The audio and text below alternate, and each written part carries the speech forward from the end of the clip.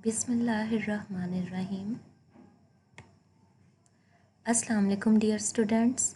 My name is Shumail Sattar and I am your physics teacher. Today we will discuss law of conservation of momentum. By the end of the lesson, you will be able to know about what is relation between force and momentum, what is an isolated system, and how law of conservation of momentum plays role in a body system. So before going to discuss our today's topic, let's start with some definitions. As you already know the relation between force and momentum, so we will revise it as it is helpful in understanding law of conservation of momentum. So let's start it. Consider a body of mass m moving with initial velocity vi. Let a force F acts on the body which produces an acceleration A in it. This changes the velocity of the body. Let its final velocity after time t becomes Vf. If Pi and Pf be the initial momentum and final momentum of the body related to initial and final velocities respectively, then we can say that Pi, which is initial momentum, is equal to mvi, and Pf, which is the final momentum, is equal to mvf. So if we want to calculate the change in momentum, then it is equal to final momentum minus initial momentum. It becomes Pf minus Pi, which is equal to mvf minus mvi. Thus the rate of change of momentum is given by Pf minus Pi divided by t is equal to mvf minus mvi divided by t. By rearranging the expression on the right hand side of the equation, we get mvf minus vi over t. Since we know that acceleration is equal to rate of change of velocity, or we can say that it is equal to vf minus vi over t, then pf minus pi over t is equal to ma. So it means we have substituted the value of a in this expression on the right hand side. Then according to Newton's law of motion, which is F is equal to ma, we get Pf minus Pi over t, which is equal to F, which shows that the force is equal to rate of change of momentum, as you already know about the relationship between force and momentum. So we can also call it as the rate of change of momentum is equal to the applied force. From last resultant equation, which also defines force and states Newton's second law of motion, we get when a force acts on a body, it produces an acceleration in the body and will be equal to the rate of change of momentum of the body. SI unit of momentum defined by equation is Newton second, which is represented by capital N small s, Newton second. Now the next important term which we should know is isolated system. So generally, what is a system? A system is a group of bodies within certain boundaries. It means कोई भी ऐसा group of bodies जो confined हो to some boundaries or to some restrictions, it forms a system. In the same way, an isolated system is a group of interacting bodies on which no external force is acting. It means an isolated system is a system in which two or more than two bodies which are in interaction and on which no external force is acting. It means that ऐसा system जिस पे कोई भी external force act नहीं कर रही, इसे हम isolated system कहेंगे. If no unbalanced or net force acts on a system, then according to last resultant equation, its momentum remains constant. If we say that there is no external force acting on a body, then we can say that the momentum of the system should remain constant. In figure, you can see three types of system. One is isolated system, second is closed system, and third one is open system. The red arrow is indicating exchange of energy, while the blue arrow is indicating exchange of matter. If we are talking about an isolated system, then you can see that there is no exchange of energy and matter, or we can say that no energy or matter can enter or leave the isolated system. Second one is closed system. As we can see that only exchange of energy takes place in closed system, while there is no exchange of matter in a closed system. Third one is an open system. As the name indicates, open, it means no restrictions. So we can say that both exchange of energy and exchange of matter takes place in an open system. Now let's discuss our main topic, which is law of conservation of momentum. As the name is indicating, conservation of momentum. It shows that the momentum should remain conserved or constant. So the momentum of an isolated system is always conserved. This is the law of conservation of momentum, and it states that the momentum of an isolated system of two or more than two interacting bodies remains constant. As the definition is indicating an isolated system, and the second condition is two or more than two interacting bodies. It means that the first condition for law of conservation of momentum is that the system should be isolated. It means no external force should act on the system, while the second condition is there should be two or more than two interacting bodies. मतलब कोई सी दो या दो से ज़्यादा bodies जो आपस में इंटरेक्ट कर रही हूँ वो उस सिस्टम में होनी चाहिए. Then we can say that the momentum of an isolated system of two or more than two interacting bodies remains constant, which is law of conservation of momentum. We can prove the law of conservation of momentum through the following examples. Example number 1 is, consider the example of an air-filled balloon as described under the third law of motion. As you remember, we have discussed this example in Newton's third law of motion. In this case, balloon and the air inside it form a system.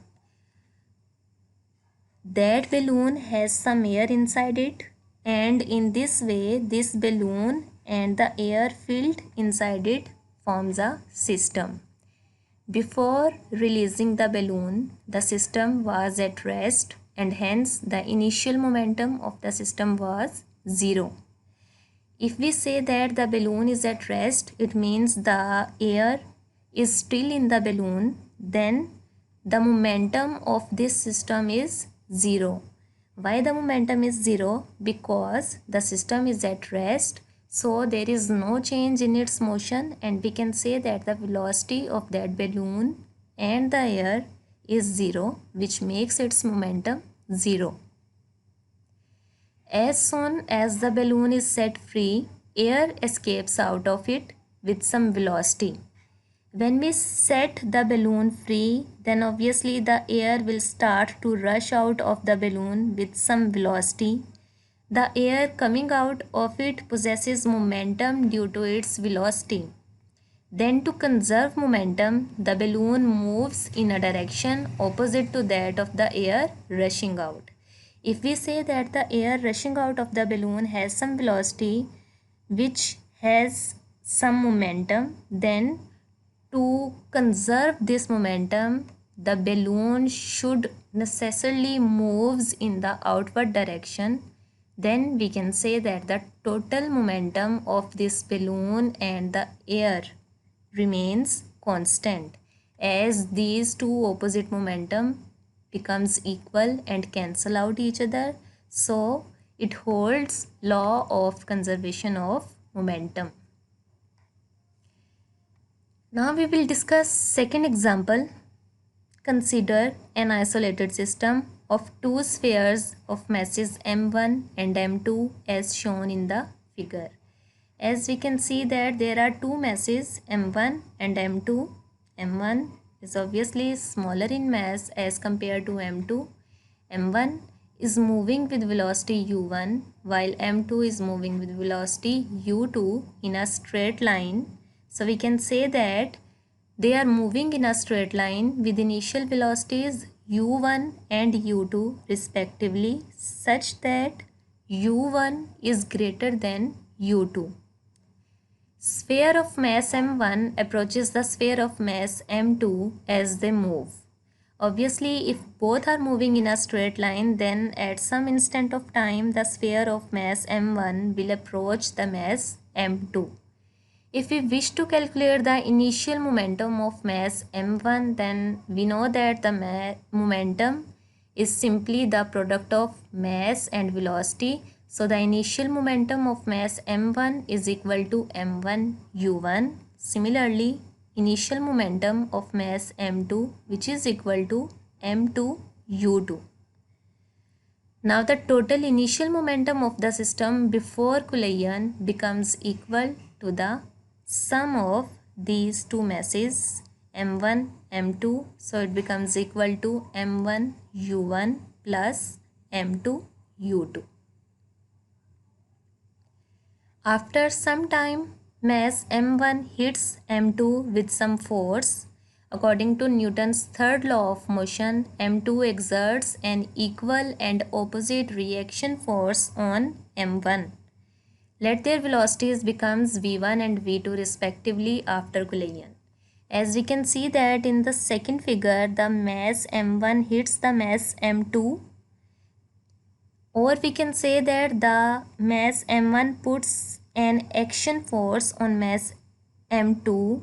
Then according to Newton's third law of motion, the mass m2 will exert a reaction force to m1 which is opposite in direction. So after that their velocities will change. We can say that the mass m1 is now moving with velocity v1 and mass m2 is now moving with velocity v2 after collision. So the final momentum of mass m1 becomes equal to m1 v1 and the final momentum of mass m2 becomes equal to m2 v2. Then the total momentum of the system after collision becomes equal to m1 v1 plus m2 v2. If we say that a body 1 which exerts a force of action denoted by F12 on body 2, then as a reaction body 2 exerts a force of reaction which is F21 on body 1. If F12 is equal to rate of change of momentum of a body 2, then it will be equal to m2 into v2 minus u2 divided by t. Similarly, F21 which is equal to rate of change of momentum of body 1 which is equal to m1 into v1 minus u1 divided by t. We have derived these two expressions from the relation of force and momentum. As we have discussed that force is equal to rate of change of momentum, then we have derived the action force and the reaction force. Since we know from Newton's third law of motion that the reaction is equal to negative of action.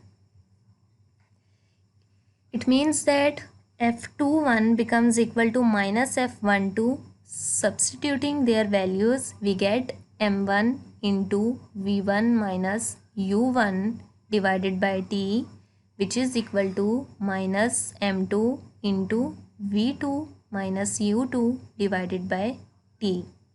Then by rearranging the terms, m1 will be multiplied by both of these terms and we get m1 v1 first term minus m1 u1 second term, which is equal to minus m2 v2 minus minus plus m2 u2.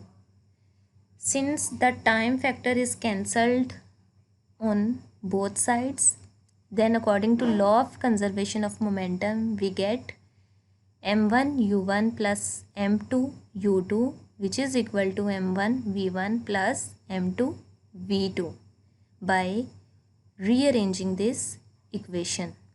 This shows that total initial momentum of the system before collision is equal to total final momentum of the system after collision. This equation shows that momentum of an isolated system before and after collisions remains the same, which is the law of conservation of momentum. Law of conservation of momentum is an important law and it has vast applications. So let's discuss some more examples. Example number 3. Consider a system of gun and a bullet. As we can see that we have a gun and a bullet. Before firing the gun, both the gun and bullet are at rest, so the total momentum of the system is 0. Before firing the gun, जब हमने अभी fire नहीं किया तो we can say that the system is at rest, so it means that the momentum of the system in this state is 0. But as the gun is fired, bullet shoots out of the gun and acquires momentum. जैसे ही हम fire करेंगे तो bullet gun से निकलेगी with very high velocity और इस velocity की वजह से इसका कोई ना कोई मोमेंटम होगा. To conserve the momentum of the system the gun recoils. इस मोमेंटम को कंजर्व करने के लिए क्या होता है, गन जो है वो रिक्वाइल करती है. रिक्वाइल मतलब बैक साइड पे मूव होती है. जब गन बैक साइड पे मूव होगी तो ऑब्वियसली इसकी भी कोई वेलोसिटी होगी, that is the velocity of the recoil and it also acquires some momentum. Then according to law of conservation of momentum, the total momentum of the gun and the bullet will also be 0 after the gun is fired. It means that the two opposite momentums should be equal, but as they are opposite to each other, so we can say that after the gun is fired, the total momentum should also be equal to 0. Let m be the mass of the bullet and v small v be its velocity on firing the gun. If we say that small m is the mass of the bullet and small v is the velocity of the bullet, while capital M is the mass of the gun and capital V be the velocity with which it recoils, thus the total momentum of the gun and the bullet after the gun is fired will be total momentum of the gun and the bullet after the gun is fired is equal to capital M into capital V, which is the momentum of the gun, plus small m into small v, which is the momentum of the bullet. Then according to law of conservation of momentum, total momentum of the gun and the bullet after the gun is fired is equal to total momentum of the gun and the bullet before the gun is fired. As we know that before the gun is fired, the total momentum of the system is 0, while after the gun is fired, the momentum becomes this. So we can say that 0 is equal to capital M, capital V plus small m, small v. By rearranging this term, if we move this term on the left hand side of the equation, then this equation becomes capital M, capital V is equal to minus mv. Now if we want to calculate the value of velocity of the gun, capital V is equal to minus small m small v divided by capital M. This results gives the velocity v, capital V of the gun. Negative sign indicates that velocity of the gun is opposite to the velocity of the bullet, that is the gun recoils. As we already said that the gun recoils or it moves in the backward direction, so the negative sign is indicating the same. Since mass of the gun is much larger than the bullet, therefore the recoil is much smaller than the velocity of the bullet. Again, we can say that this example also holds law of conservation of momentum. Now we will discuss example number 4. The rockets and the jet engines also work on the same principle. In these machines, hot gases produced by burning of fuel rush out with large momentum.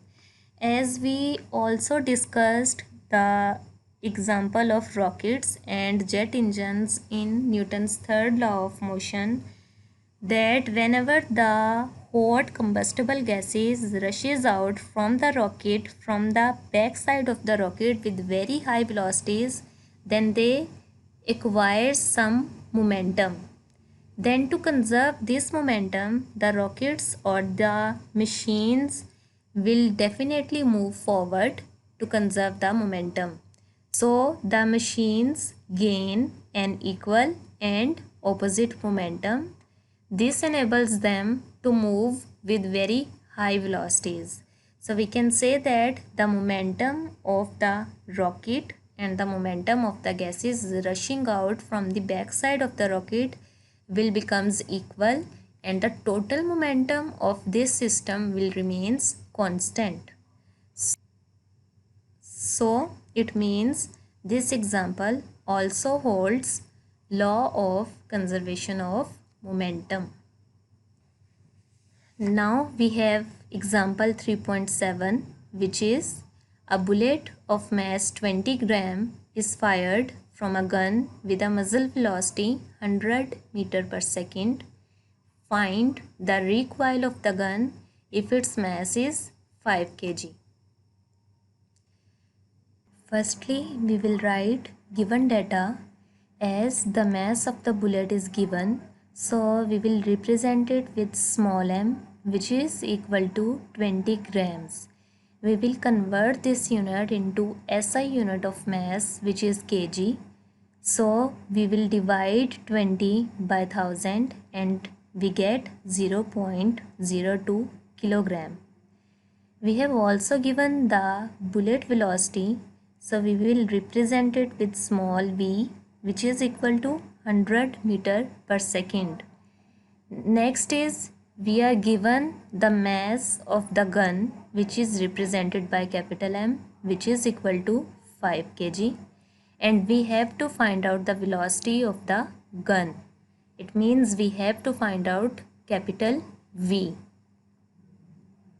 According to law of conservation of momentum, we know that the total momentum of the system before the gun is fired is equal to the total momentum of the system after the gun is fired. So we get capital M, capital V plus small m, small v is equal to 0. By putting the values, we get 5 kg multiplied by capital V, which we have to find out, plus 0.02 kilogram into 100 meter per second, which is equal to 0. So this term, which is positive on this side, will becomes negative on the right hand side of the equation, and we get 5 kilogram multiplied by capital V, which is equal to minus 0.02 kilogram into 100 meter per second. If we want to calculate capital V, then we have to divide 5 kg on both sides of the equation, and we get capital V is equal to minus 0.02 kilogram multiplied by 100 meter per second divided by 5 kg. After doing these calculations, we will get minus 0.4 meter per second, which is the value of the velocity of the gun. The negative sign indicates that the gun recoils, that is, it moves in backward direction opposite to the motion of the bullet with a velocity of 0.4 meter per second. So it means that this example also holds law of conservation of momentum, and as we know that the mass of the gun is greater than mass of the bullet, so the recoil of the gun is smaller than the velocity of the bullet. Now students, I will assign you some home task. You have to solve these questions by yourself. Choose the right answer. First question is, a bullet weighing 50 gram leaves the gun with a velocity of 30 meter per second. If the recoil speed imparted to the gun is 1 meter per second, then the mass of the gun is option A 1.5 kilogram, option B 15 kilogram, option C 20 kilogram, option D 30 kilogram. Hint is, you have to put this formula and find the unknown factor. Question number 2 is, a bullet weighing 10 gram and moving at 300 meter per second strikes a 5 kg block of ice and drops dead. The ice block is sitting on a frictionless level surface.